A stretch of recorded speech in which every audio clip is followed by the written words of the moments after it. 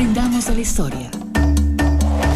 Fue en mayo del 2005 cuando la Procuraduría advierte de graves violaciones al contrato entre Occidental Petroleum y el Estado ecuatoriano, cuando la petrolera Oxy transfiere el derecho del 40% de sus acciones a otra petrolera sin el permiso del Ministerio de Energía, tal como lo establecía la Ley de Hidrocarburos y el mismo contrato. Se dispuso entonces la caducidad del mismo. El entonces ministro de Energía, Iván Rodríguez, procedió. Sobre todo en lo que respecta al artículo 74, literal 11, que dice traspasar derechos o celebrar el contrato o acuerdo privado para la cesión de uno o más de sus derechos sin autorización del ministerio. Es decir, Ecuador hizo lo correcto en base a lo que disponía el artículo 74 de la Ley de Hidrocarburos. El expresidente Alfredo Palacio. A la OCE recuperamos nuestros propios pozos, solo recuperamos lo nuestro. Esa fue la medida ecuatoriana. La petrolera Oxy, pese a conocer que la cláusula 24.1 del contrato impedía aplicar el arbitraje internacional cuando se trata de caducidad, presentó una solicitud de arbitraje al CIADI, Centro Internacional de Arreglo de Diferencias relativas a inversiones del Banco Mundial, y el tribunal se declara competente para conocer el caso.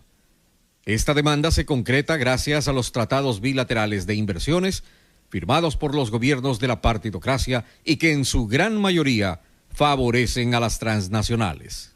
La politóloga uruguaya Cecibel Olivet, por ejemplo, ha develado la verdad de estos tratados bilaterales de inversión en su libro Cuando la injusticia es negocio.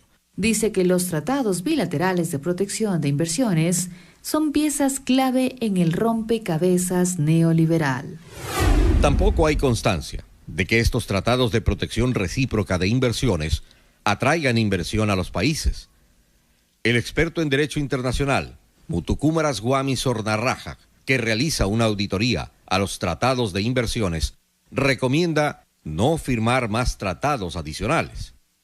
Cuando se firmaron se creía que eran económicamente beneficiosos para el país, porque al proteger la inversión extranjera, nuevos inversionistas llegarían, pero eso no pasó.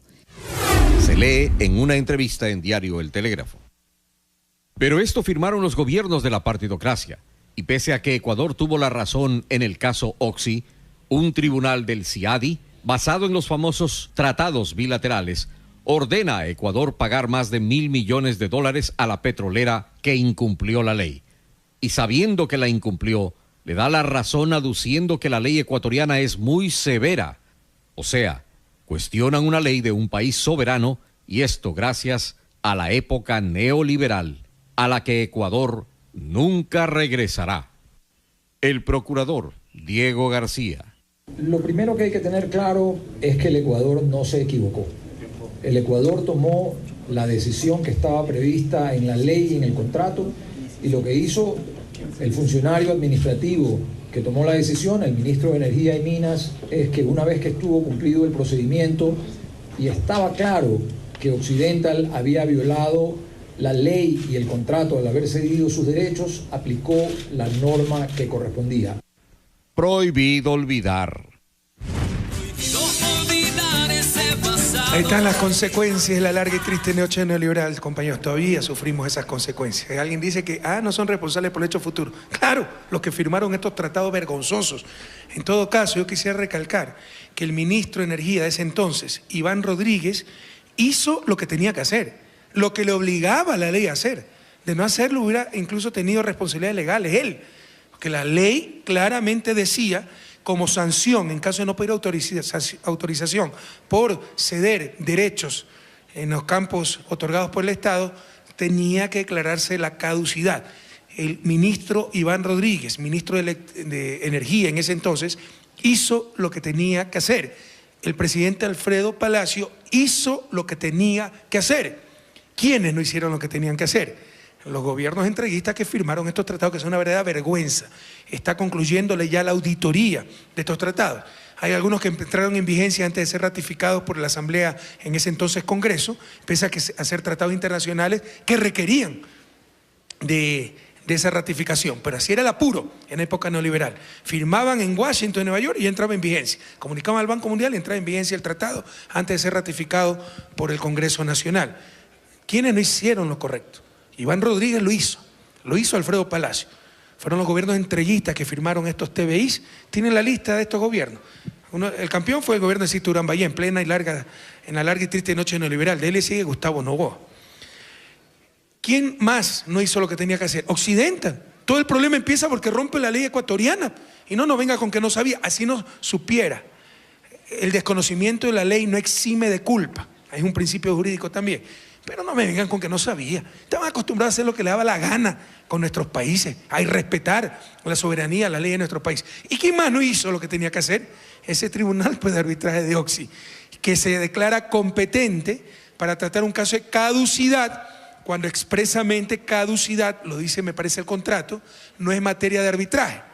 Y cuando llega a la brillante conclusión de que sí, que Occidental rompió la ley ecuatoriana, que la sanción que se le puso, él la establecía en la ley, pero pobrecitos, no se lo sancionó muy fuerte, se portaron mal, se le dio demasiadas nalgaditas muy fuerte, entonces hay que devolverle todo, ¿no? Ni siquiera se establece responsabilidad compartida, se trata la caducidad como confiscación, como que si le hemos arranchado los pozos y las instalaciones sin haber hecho nada, o sea, no tiene ninguna responsabilidad Occidental.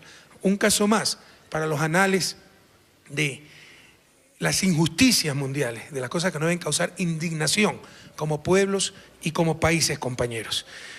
Y a poner los pies sobre la tierra, de manera firme, de manera realista. Les insisto, no toda, hoy que está tan de moda el discurso de la inversión extranjera directa. Por un lado dicen que el país está en crisis y por otro lado dicen por qué no viene inversión extranjera directa. Entonces, con todo lo que dicen que va a venir, pues inversión extranjera directa. Pero en todo caso, para mí no es la última Coca-Cola en el desierto, no me quita un segundo de sueño la tan cacaría inversión extranjera directa.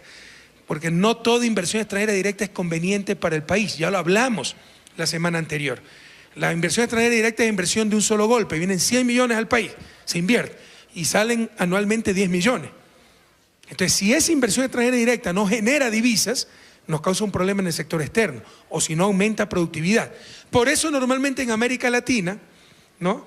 Y esa es la mayor cantidad de inversión extranjera directa que han tenido otros países, viene a sectores de recursos no renovables, destinados a la exportación. Si yo mañana dijera, les regalo el petróleo, vengan, sáquenme el petróleo y se llevan todo el petróleo, verá que viene bastantísima inversión extranjera directa. Otro motivo para hacer la pausa, como utilizando términos futbolísticos, ¿verdad? No toda inversión extranjera directa es conveniente. Es la que viene a generar divisas, aumentar productividad. La forma más fácil de generar divisas en sectores, recursos naturales no renovables. Pero ahí no hay competencia, es extraer un recurso. ¿Por qué no lo hace el Estado directamente? Esa ha sido la estrategia que hemos privilegiado en estos años de gobierno. Y en estos momentos la mayor cantidad de producción petrolera de largo es de la estatal Petroamazonas, porque además la explotación de recursos naturales no renovables tiene lo que llamamos los economistas renta natural. O sea, no compite, está ahí ya creado, es solo extraerlo. Es un negocio casi seguro. Claro, ahorita se cayeron los precios del petróleo, pero es un negocio casi seguro. Entonces, mejor que lo haga el Estado directamente, o si lo hacen compañías privadas, por medio de prestación de servicios. Te pago una tarifa y el resto es mío. Eso es lo que ha privilegiado el gobierno. Pero si yo hubiera regalado los campos, verán pues que hubiera venido 50 veces más inversión extranjera directa. Significaba que estábamos bien. De ninguna manera, compañeros, a no dejarse engañar por los numeritos, sino por las realidades detrás de esos numeritos. Además, hay mucho mito sobre los TBI. Es como que sin los TBI no había protección. Claro que hay protección.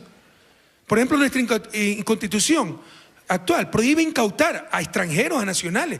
Yo no les puedo incautar la casa, quitársela sin compensación. Yo no puedo quitarle a una empresa nacional o transnacional su planta. Eso siempre ha estado prohibido en el derecho ecuatoriano. Pero como no confiaban en nuestros sistemas jurídicos, es que se inventaron estos tratados de protección de inversiones. Y en estos momentos, en América Latina, escúchenme bien, el capital tiene más derechos que los seres humanos. Porque si se comete un atentado contra los derechos humanos, antes de ir a la Corte Interamericana de Derechos Humanos, hay que agotar todas las instancias jurídicas del país. Pero si supuestamente se comete un atentado contra los derechos del capital. No tienen que ir ni a una comisaría, van directamente a estos centros de arbitraje. Se dan cuenta cómo todo está en función del capital, compañero. Y aquí hay mucho mito, que sin eso no venía inversión extranjera. Mentira, mentira, la evidencia dice otra cosa. Es como los TLC. Los TLC, la clave para el desarrollo. Si eso fuera cierto, México ya tiene casi 20 años un tratado de libre comercio con Estados Unidos y Canadá y está al ladito. Entonces debería estar mejor que Suiza. Y salió del subdesarrollo México en estos 20 años. Por el contrario, algunos problemas se le han agravado, ¿verdad? A no creer en tanto mito, en tanta novelería. A ver claro, sentir hondo y obrar recio, compatriotas. Y tengan la seguridad que eso es lo que hace su gobierno, que eso es lo que hace la Revolución Ciudadana. No olvidar ese pasado, de oprobio y de indignidad. Los mitos, la novelería, la inversión extranjera directa, la última Coca-Cola en el desierto. La mala inversión extranjera directa puede quebrar países. Escuchen esto, puede quebrar países. Lo que le pasó a Argentina, lo que nos pasa aquí sin controles, ¿no? El grupo Tony Yogur vendió a Arca Coca-Cola en más de 200 millones sus empresas, ni un centavo entró. En buena hora, bienvenido Arca, bienvenido Coca-Cola. Pero ellos legítimamente van a sacar sus utilidades cada año. No entró nada de plata y va a salir plata en el futuro. Otro mito, ¿no? Los tratados de libre comercio, a nadie se le hubiera ocurrido antes, ¿no? Los tratados de libre comercio. Vean cuáles han sido los países más proteccionistas de la historia, empezando por Estados Unidos, que creó el proteccionismo moderno con Alexander Hamilton, su secretario de Estado. Equivocadamente, se cree que el iniciador del proteccionismo moderno es un economista alemán, Friedrich List. No, él lo aprendió de Alexander Hamilton cuando visitó Estados Unidos. Protegía su industria libre cambismo del imperio inglés. Ahora, que son los campeones mundiales en productividad y competitividad, si dicen libre comercio. Yo también, si tuviera la productividad de Estados Unidos, digo libre comercio, porque les conviene. Entonces, aprender de la historia, a ver atento con las cosas. Y la otra novelería, los TBI. Sin los TBI no viene inversión. No hay estadística que soporte que con los TBI vino más inversión. Además que la buena inversión, compañeros, viene con TBI o sin TBI. Para ahí están las consecuencias de esos tratados de protección de inversiones que en verdad son tratados al capital transnacional, que han saqueado nuestros países, que atentan contra la soberanía de los países, que ahora nos cuesta $1.000 millones, 250 escuelas del milenio, perdidas para el beneficio de nuestra patria, como consecuencia de gobiernos entreguistas y de la larga y triste noche neoliberal. Prohibido olvidar, país querido.